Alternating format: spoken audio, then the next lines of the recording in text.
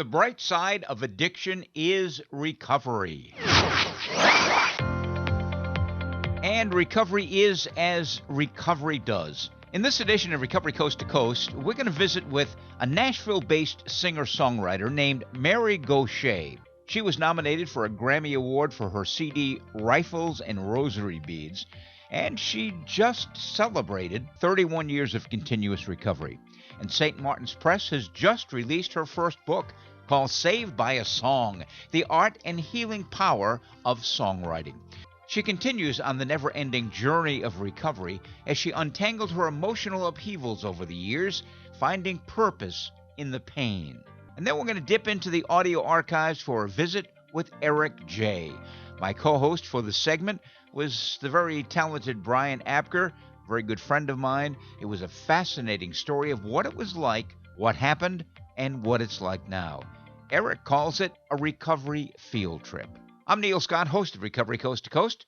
Following 15 years of nightly broadcasting on iHeartRadio, we've now upgraded to a national podcast, which is available to anyone at any time, featuring interviews with clinicians, authors, recovering celebrities, and everyday people in long-term recovery, plus vetted resources for individuals, families, and friends, plus amazing stories of everyday recovery.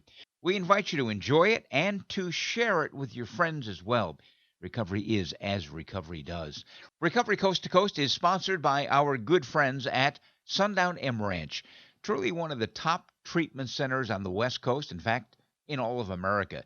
They have successfully treated well over 200,000 adolescents, adults, and families for the past 50-plus years. Why is it such a great treatment program? Well, first of all, it's a nonprofit organization, which means that they can charge some of the lowest rates possible. It truly is one of the most affordable treatment programs in all of America. A pioneer addiction treatment program, again, started back in, 1969, I believe. There was a small group of compassionate businessmen who created an intensive residential program for alcoholics. It was the first in Washington State. And it has grown now into one of the most successful programs in all of America for the treatment of addiction for individuals, for adolescents, for family members. It is licensed, it is accredited, it is certified, and one of the things that I like best is that they are a member of NAATP, the National Association of Addiction Treatment Providers. They have a stringent code of ethics. And I know that people go shopping for treatment centers. I think that's absolutely bizarre, but it does happen. If you had diabetes or cancer or heart disease, you wouldn't say, well, where can I find a treatment center with the lowest possible price? That's ridiculous. You want top quality. Top quality that is affordable. That is Sundown M Ranch. You can reach them at 1-800-326-7444. Better yet, go to their website, sundown.org. You'll find out all the information. Plus, you'll be able to take a look at the facility, which is really quite beautiful. It's located at the mouth of the gorgeous Yakima River Canyon. But what's best of all is the quality treatment. Check them out, would you? Sundown M Ranch. And now let's turn our attention to long-term recovery and long-term success in singing and songwriting. Music speaks louder than words. It's the only thing the whole world listens to. Joining us in this segment is one of my favorite singer-songwriters, Mary Gauthier. I've seen her numerous times, and about 11 years ago, we sat down for about an hour at the Falcon Ridge Folk Festival. She had just released her CD, The Foundling, and at some point, I'll go ahead and replay that interview. But right now, this prolific singer-songwriting troubadour adds another gem to her resume with the release of Saved by a Song. It's the art and healing power of songwriting. It's a great new book about recovery, about music, and about life. It's available at Amazon and wherever you buy best-selling books. And by the way, at the end of the segment, I'm going to tell you how you can get a signed copy of her book. It's an absolute beautiful cover and a deep and personal account of life, love, and the music that holds it all together. In 12 steps speak, it's an open and public fifth step. Mary Gauthier lays it all out in the book. in nearly 250 pages of riveting writing what it was like, what happened, and what it's like now. And what it's like now is over 30 years of continuous recovery. In fact, she just celebrated 31 years of one day at a time recovery last month. She writes about it, she sings about it, and most importantly, she continues to live it one day at a time. Mary, welcome back to Recovery Coast to Coast. What a great intro. Wow, I feel so seen. Thank you.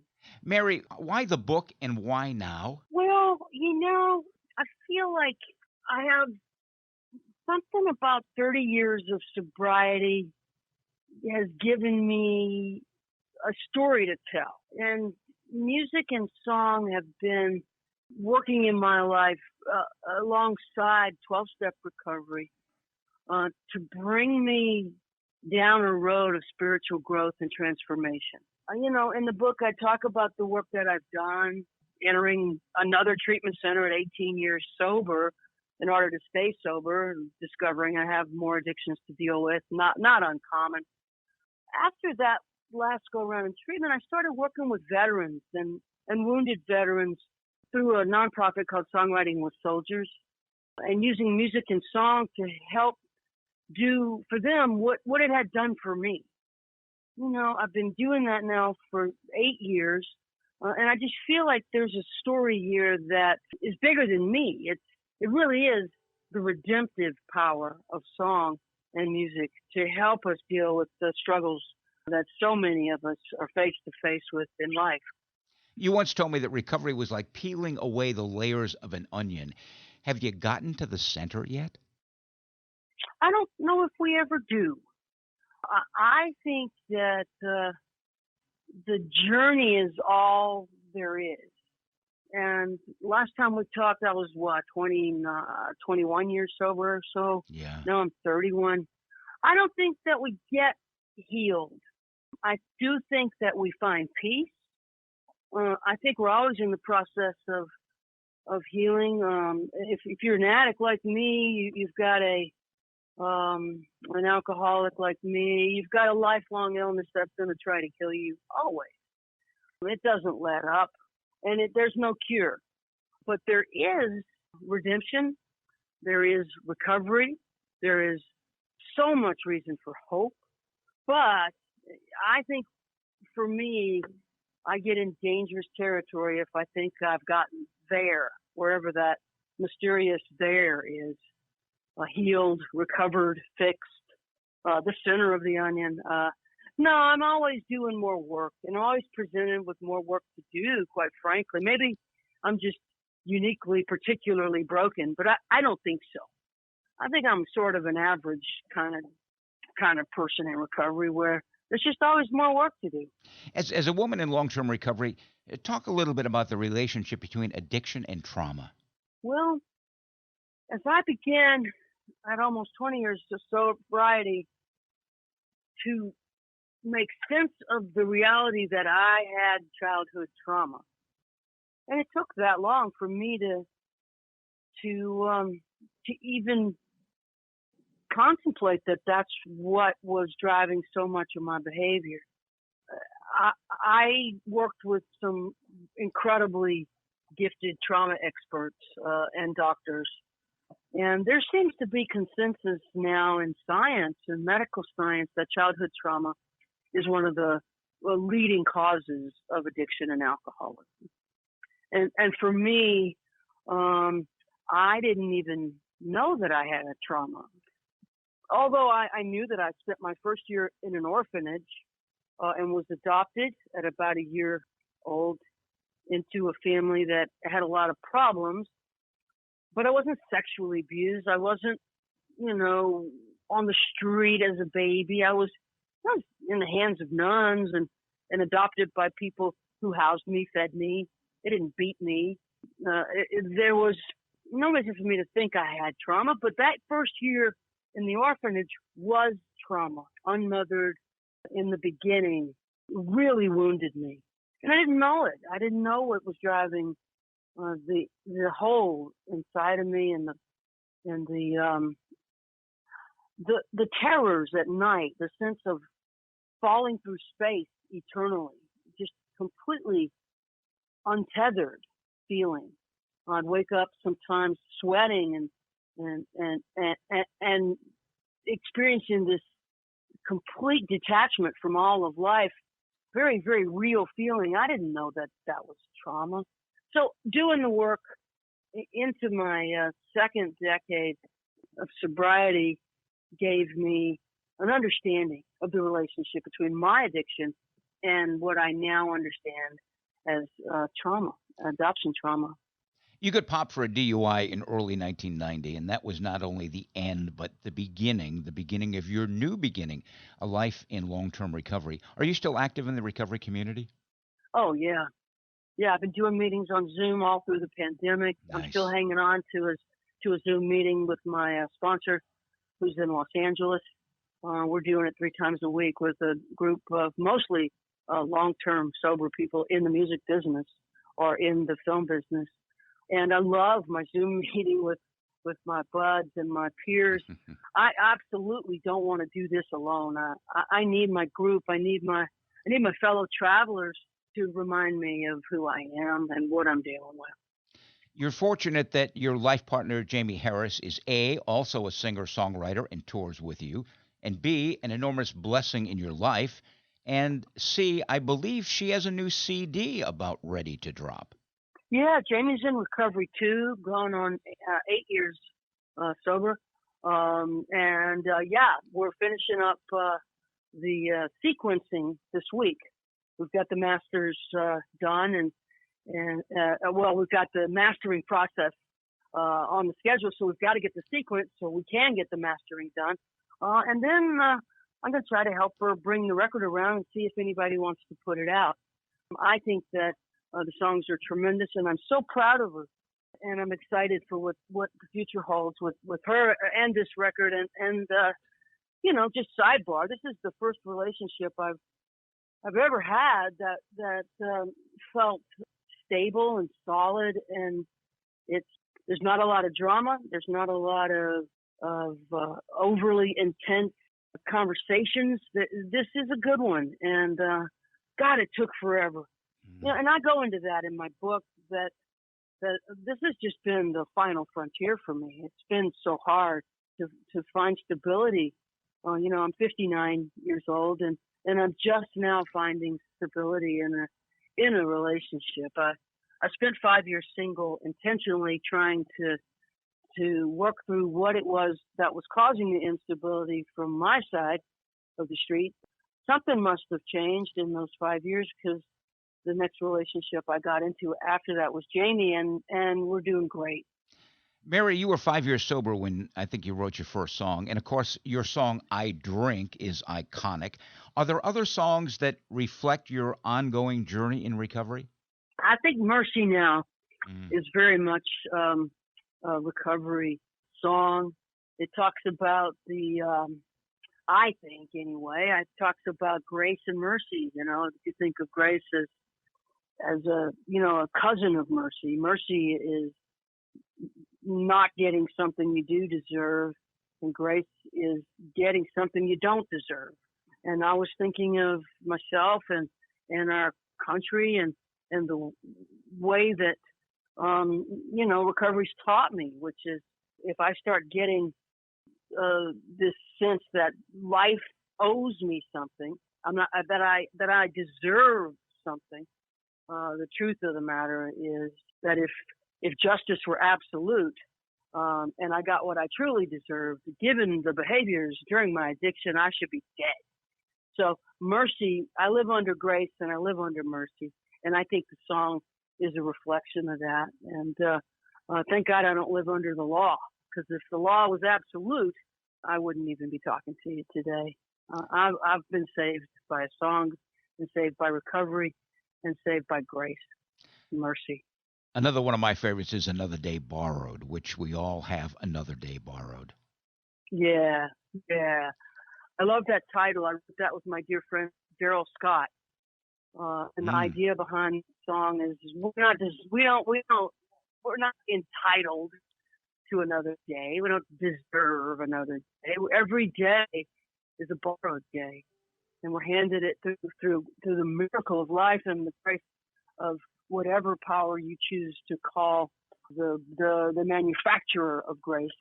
I do believe that grace is real, and it is part of definitely my daily life. And when I'm made aware of that, I have a better day. What is your writing process? I mean, do you write on the road? Yeah, sometimes in hotel rooms I write. If I have a couple of days off, then I can get centered and get some good coffee. Have a little bit of headspace, not having to go town to town to town to town. I will write it on the road. Actually, I just got an email this morning. I landed a residency in Key West, so I can write in January and February. They gave me a month. Wow. So I'm going to take them up on that and really focus on some more long form writing. I love being an author. Having a book, I'm so proud, and I'm so excited to connect with the reading audience and expand the audience that I've developed over the years that listens to my songs. Did the words into come? an audience that reads too, yeah. Did the words come first or the melody? There's no rhyme or reason to any of it. It comes however it comes. Ideally, the idea comes first, but that's not usually, that's ideal. Usually, I'm just banging my head on a wall trying to crack something. If anything breaks loose, I grab it. There's no single way. Every time is different when I sit down to write a song. There's a great quote in your book, Saved by a Song. Songs are a faint whisper from the future that pull from the past and seeps into the present. Wow. Yeah, thanks. That's a good sentence, huh? It sure is. I think that I really nailed it there. I think that that's the truth. That songs exist in a very strange relationship with time. I think there's something eternal about a great song. And I think there's something prescient, predictive as well about the future in a great song. When are you back in the studio for a follow-up to the CD Rifles and Rosary Beads? Got a week in the studio in December. Right now we're making up a lot of the tour dates that were canceled during the early stages of the pandemic. Songs ask of the singer-songwriter to be vulnerable, to be brave, and to be true. Now, the same is asked of Mary Gauthier, the author. And in this book, she is indeed vulnerable, brave, and true. Put it on your must-read list, Saved by a Song, The Art and Healing Power of Songwriting, published by St. Martin's Press. An audio version also available at audible.com. And I mentioned earlier that there is a way to get a signed copy of her book. Now, you can do that by ordering it directly from Mary's website, which is marygauthier.com.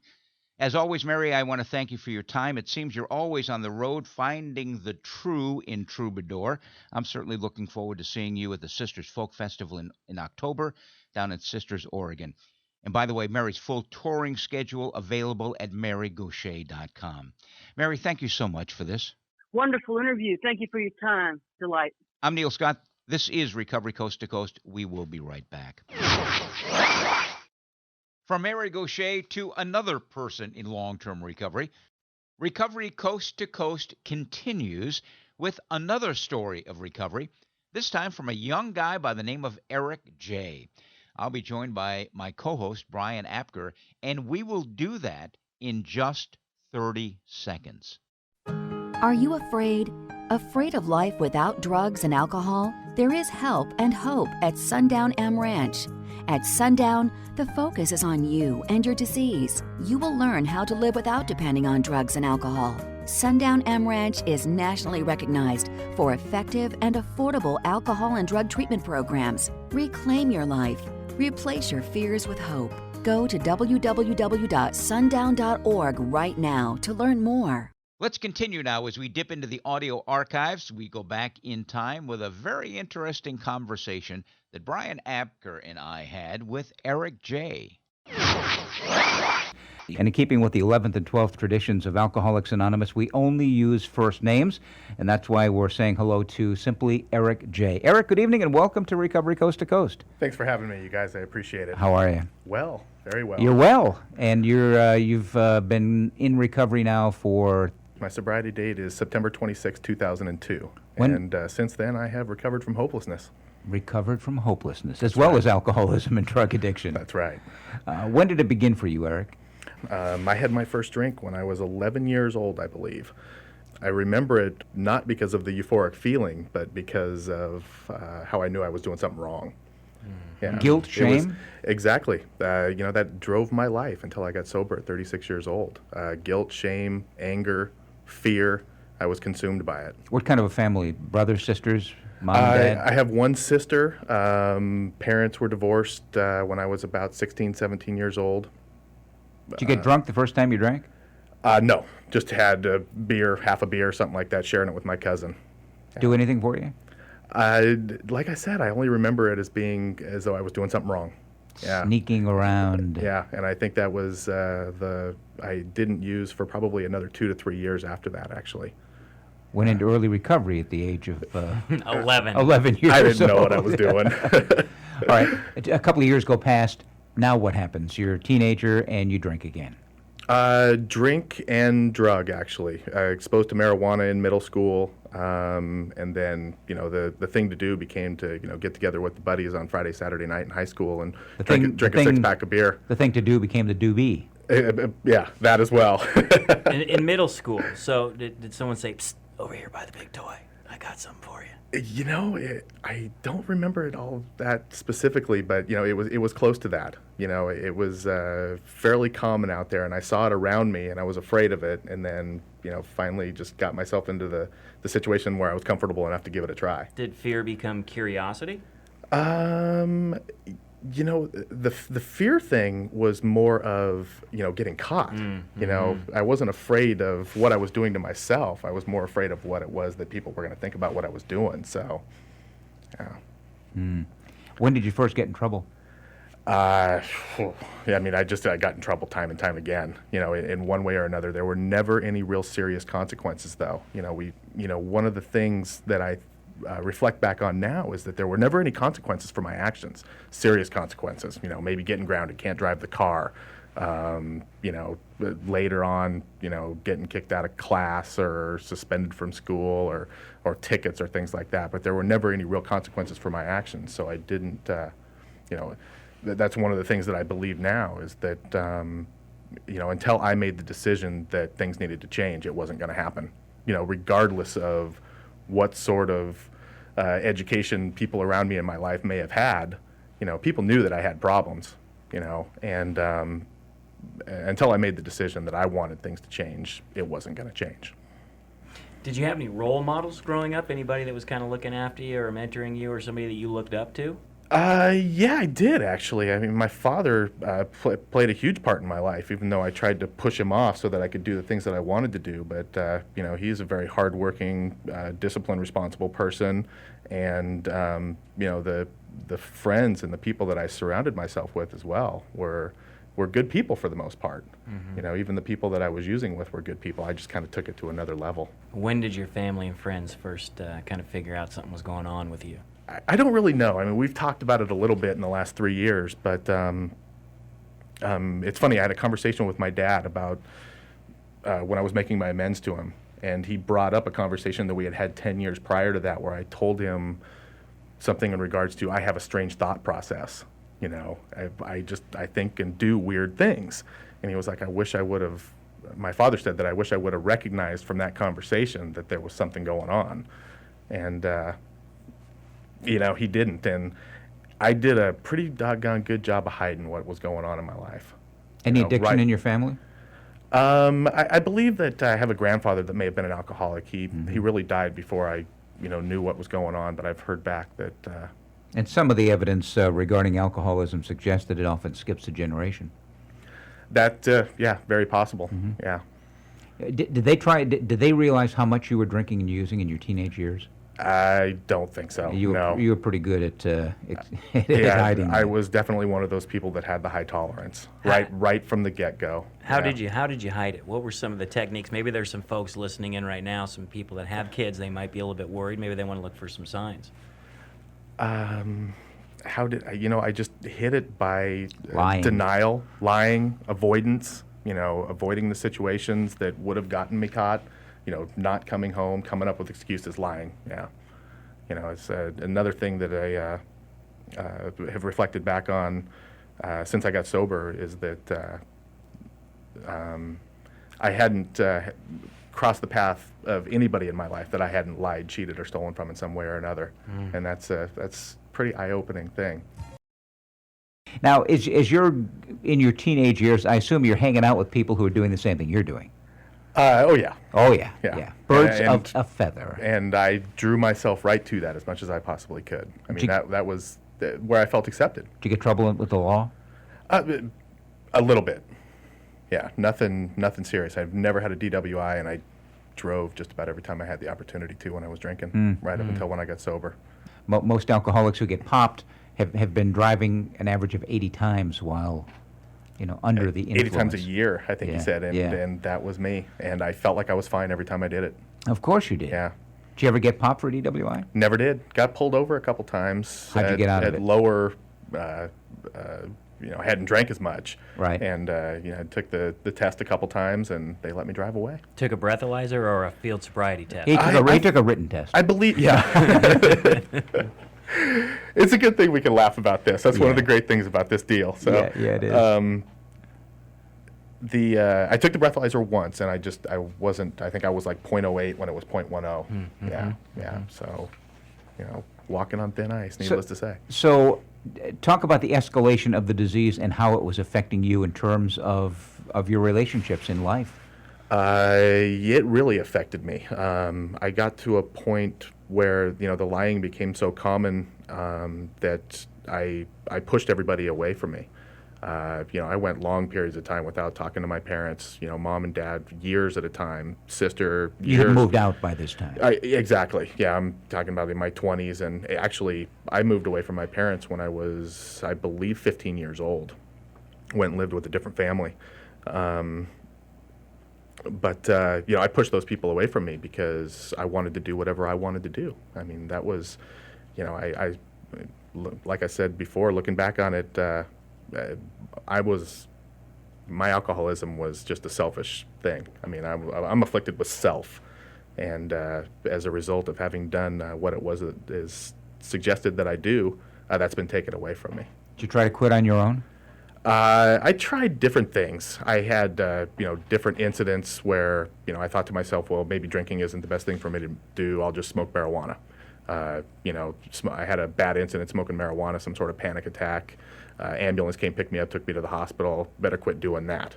So just start drinking. The ambulance took you to the hospital from smoking pot? From smoking pot. I had a panic attack. My heart rate went up to like 180, 190. And I was by myself, so, I was just feeding off of it. And took me to the hospital, and, they told me that I didn't have a heart attack, which is what I thought I was having at, 32 years old, I think I was. That must have been some pretty strong pot. It was, it must have been the good stuff. Wow. Yeah. So did that curtail your pot smoking? Pretty much. I still did it occasionally after that. But that pretty much ended it. And, where were we getting at there? My drinking got to a point where I was a binge drinker. I would drink a lot for long periods of time, and then stop and, dwell in my self-pity, for long periods of time as well. I wasn't the type of alcoholic who had to get up in the morning and have a drink to feel normal. But I did have to have a drink to feel accepted or to, feel like I was being myself around other people. Did you ever feel you were an alcoholic, or was that those people out there? I'm not that bad yet. Well, I didn't think I was that bad yet, but I knew I had a problem.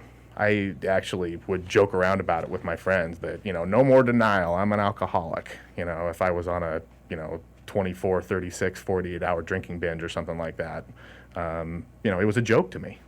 And, it got to a point, I think we're probably getting at that in our conversation here, but it got to a point at the end where, I was clear that I had a problem and that I had to do something about it.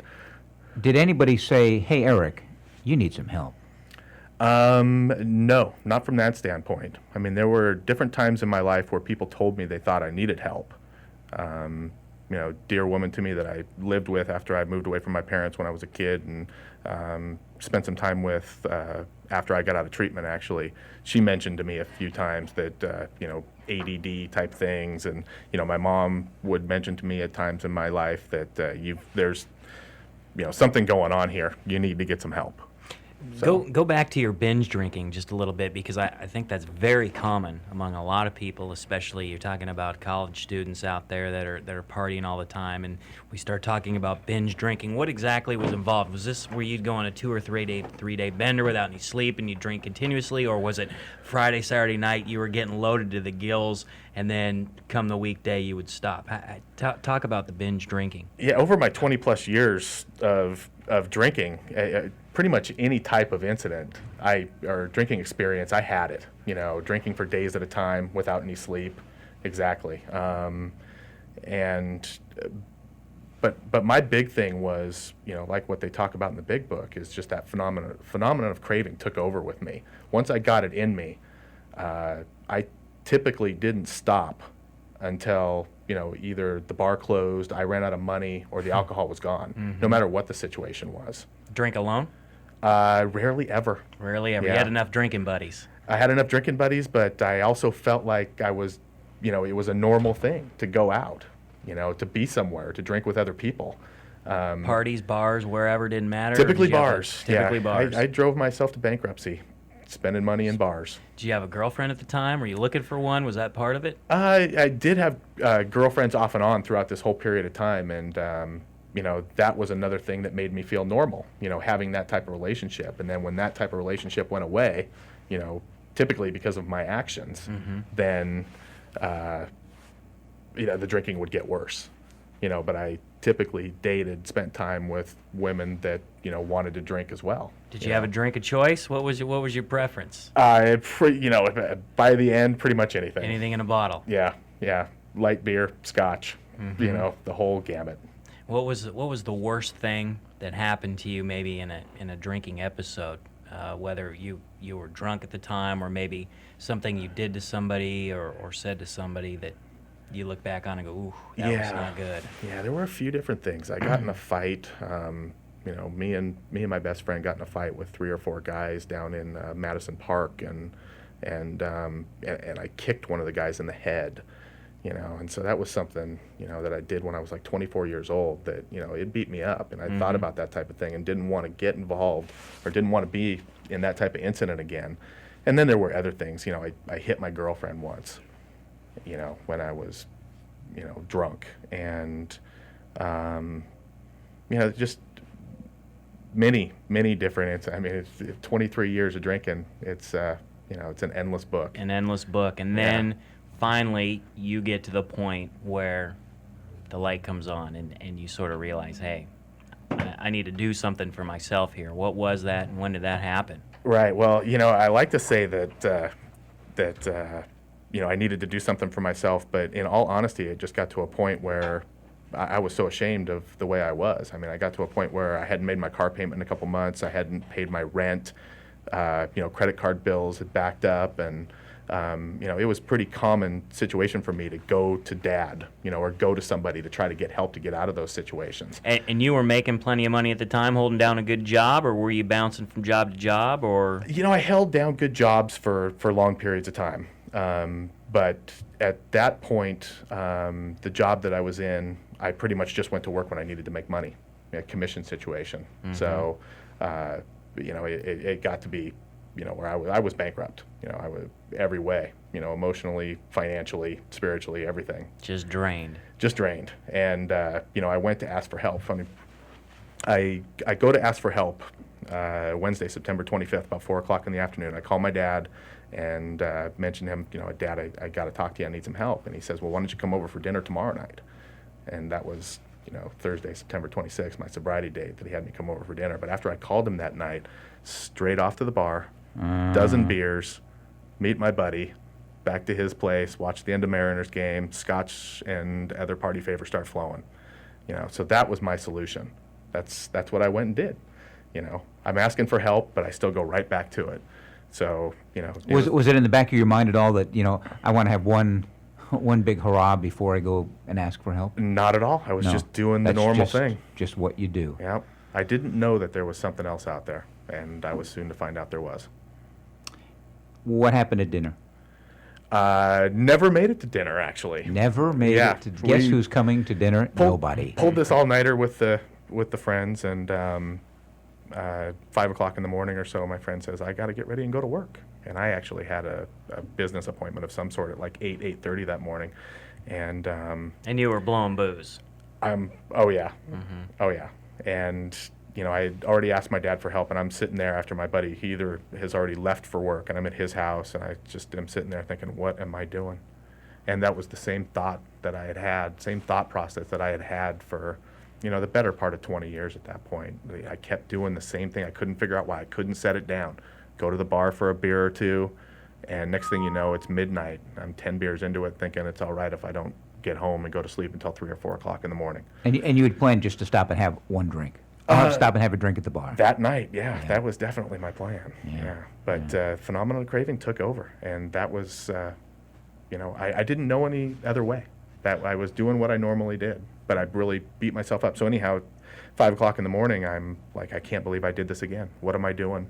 Within a couple hours, I called my sister and asked her to get the family together. I told them I needed some help, and I went and met with them by noon or so that day, Thursday, September 26, 2002, and I told them everything. Did they see it coming? Probably.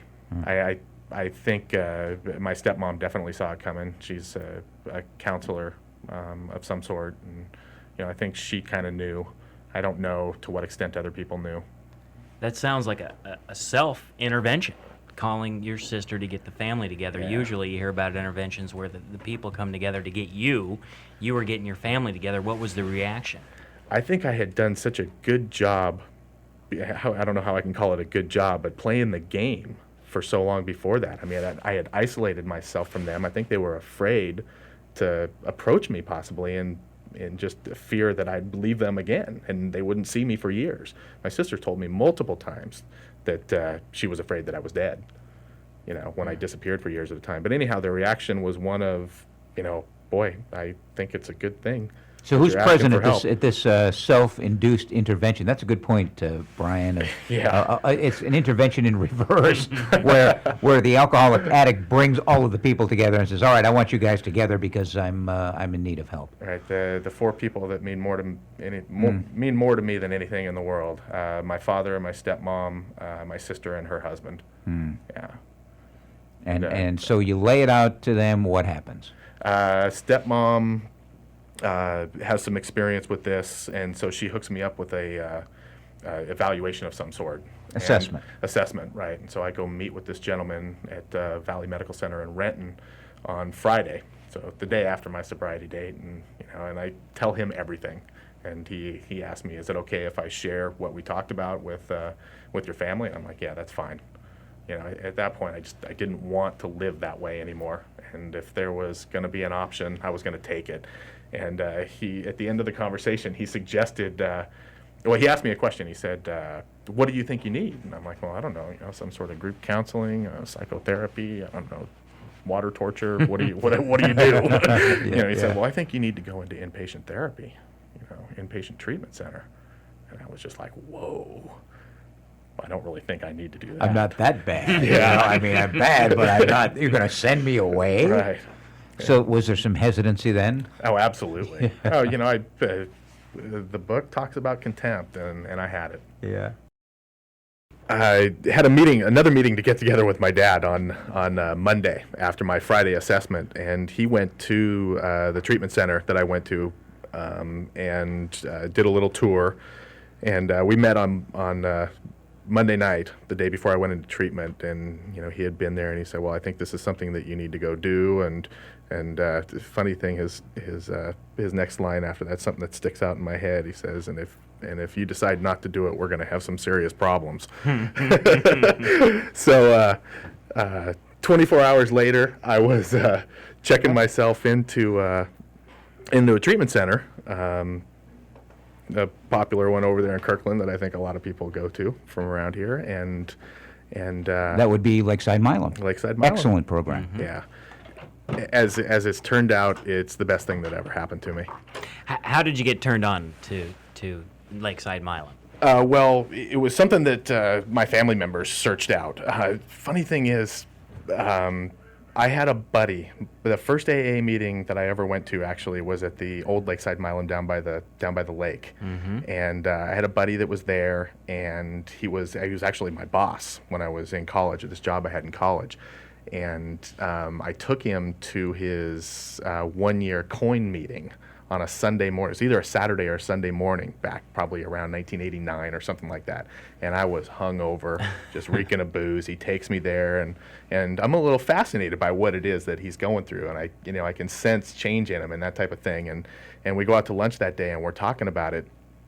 And he mentions to me, that, I think you have some alcoholic tendencies. And he said, but you're not going to do anything about it until something really bad happens to you. And we just heard the comedian say something like that. The voice said something really bad's going to happen. Well, that never happened to me. But, reflecting back on it now, one of the things I see is that everything was bad. Everything. But that was the normal way of life to me. So it didn't seem like there was anything wrong. But I can remember him telling me that, and as it turns out, that's the way it was. But everything was bad, and I didn't realize it. So for you, it wasn't one major event. It was everything piled up on top of the other, till you finally got to the point where you looked at yourself and, like you said, what am I doing? Yeah, exactly. But when I got into the treatment center there, I saw that, there's other people that feel the same way that I do. There's other people that have experienced the same things that I've had, and it doesn't have to be that way anymore. I know that there's a stigma about, alcoholics and drug addicts that go into treatment in society.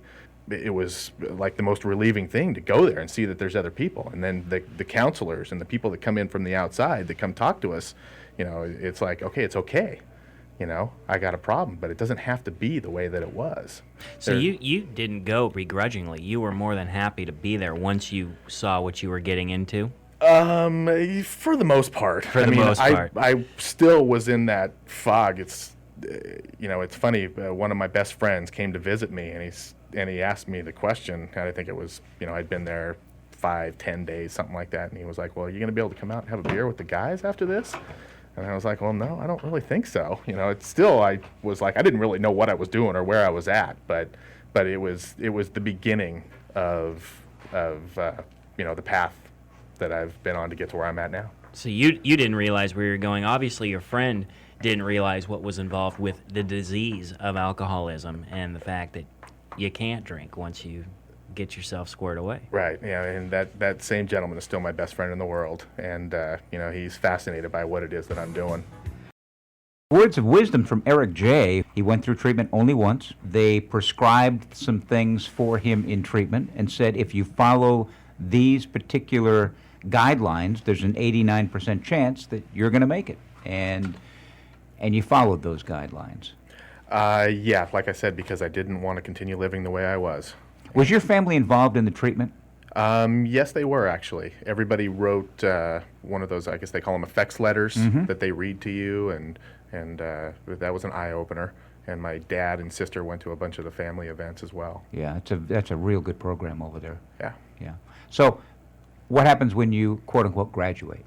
We're getting out of there. And I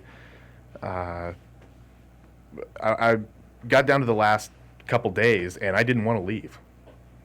I was comfortable there. I was one of the people that had been there, for the whole period of time at that point, so it was all the newcomers that came in behind me that were now looking up to me. Yeah. Kind of like being a senior in high school. Now you're the big man exactly, on campus. Exactly. Plus, you've got to go out there. I got to go back out there. And so, I left my life in a complete shambles, and my family did a lot to help me get back on my feet when I got out. A lot of wreckage of the past. Yeah, financial and emotional, everything. So, family comes to pick me up, and we all get together for lunch, and my family takes me to the Keg for lunch. Oh, nice. Yeah, this is interesting, and I'm having a nervous breakdown inside this place. We're sitting down at the table. There's a bottle of wine sitting on the table. It's just like an ornament on the table, and I have a nervous breakdown. So, what did they tell me to do? Go out, call somebody.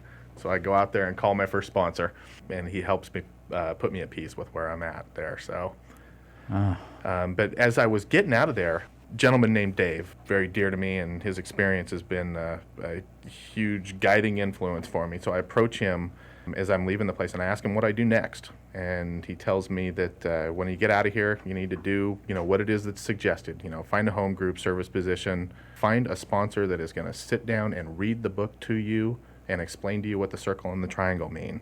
And so that's what I did. How much AA indoctrination did you get at the treatment center? Well, they have AA meetings every night, and they take you to outside meetings. They have former patients come in, pick you up, and take you to outside meetings. So I think I probably did that upwards of a half a dozen times while I was there. Did you feel at home there? By the time I got out of there, absolutely. Yeah. Moment of clarity along the way for you? A few of them. Mm-hmm. I still go back. They have meetings for outside people to go, and when I walk in the doors of that place, I feel totally at peace. So this treatment center saved your life? It was the beginning of it. Mm-hmm. It was what was necessary to set me on the path that I'm on today. You say you called somebody, you did what you were supposed to do. Talk about those first 30 days of sobriety, because there had to have been other points in there where it was a little bit shaky. Oh, absolutely. I mean, I was completely stressed out about the stigma that the people outside the treatment center were going to have of me when I got out of that place. And some of the other things that were going on, my car was getting repossessed, and, it was being suggested of me to move into an Oxford house, to go live with 10 other guys, in my mid-30s. And, I was a mess because of it. And so about midway through the treatment center process, I had what I call my first spiritual experience. I woke up in the middle of the night, 3 or 4 o'clock in the morning, and I don't know if it had anything to do with Mark and Joe next to me snoring like, pigs in a slaughterhouse or whatever the heck.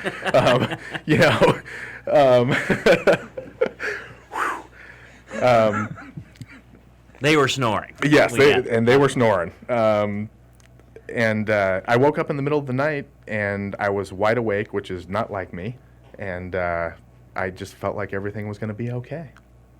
And that was the first time. You felt at peace. I felt totally at peace. But that was the thing. I felt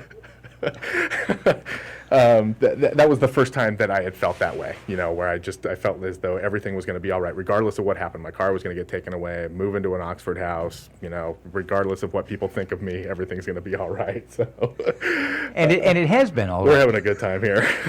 And obviously everything's been all right, because you're able to laugh about it and appreciate everything looking back. Oh, yeah. You know what? The treatment center process, I think it works for the people that want it.